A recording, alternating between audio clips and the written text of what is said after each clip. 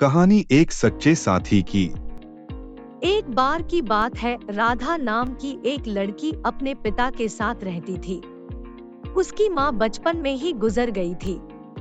वह अपने घर का काम करती फिर कॉलेज जाती थी। कॉलेज जाते समय वह रोज रास्ते में एक जगह पक्षियों को दाना डालती थी। उसके घर में भी 2 पक्षी थे, उनको भी वह रोज दाना डालती थी। एक दिन उसको पक्षियों को दाना डालते जमींदार के बेटे ने देख लिया। उसने अपने पिता से जाकर राधा से शादी करने की इच्छा जताई।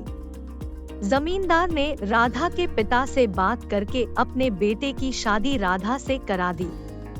राधा अपने साथ घर के पिंजरे के 2 पक्षी भी लेकर ससुराल आ गई। वह उन पक्षियों को रोज दाना डालती थी। राधा की सास को यह बिल्कुल भी पसंद नहीं था। वह उन पक्षियों को परेशान करती थी। वह उनका दाना पानी जमीन में फेंक देती थी। एक दिन राधा की सास ने पक्षियों का पिंजरा ही जमीन पर फेंक दिया। उसे यह करते हुए राधा ने देख लिया। राधा ने मना किया तो उसकी सास ने राधा को ही डांट दिया। राधा परेशान रहने लगी। एक दिन राधा के पति ने परेशानी का कारण पूछा तो उसने सारी बात बता दी।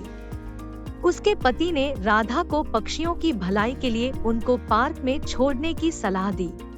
अपने पति के कहने पर राधा ने उन दोनों पक्षियों को बाकी के पक्षियों के साथ पार्क में ही छोड़ दिया। वह उनको कभी कभी दाना देने पार्क में जाती थी।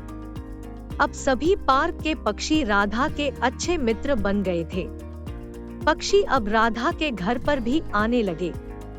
राधा की सास को जब यह पता लगा तो वह गुस्सा हुई। वह राधा को उसके मायके छोड़ने के लिए उसको साथ लेकर जा रही थी। तभी रास्ते में कुछ चोरों ने राधा की सास के पर्स चुराने की कोशिश की। तभी राधा के पक्षियों ने आकर चोरों पर हमला किया, जिससे चोर भाग गए। इसके बाद राधा और उसकी सास घर ही लौट आए। अब राधा की सास की सोच पक्षियों के प्रति बदल चुकी थी। उसने राधा से कहा कि अब हम दोनों चिड़िया को दाना देने चला करेंगे और पहले के 2 पक्षियों को घर वापस लेकर आएंगे। यह बात सुनकर राधा बहुत खुश हुई। सीख, इस कहानी से हमें ये सीख मिलती है कि हमें जानवरों से अच्छा व्यवहार करना चाहिए। अगर कहानी पसंद आई तो इस चैनल को लाइक, शेयर और सब्सक्राइब करें।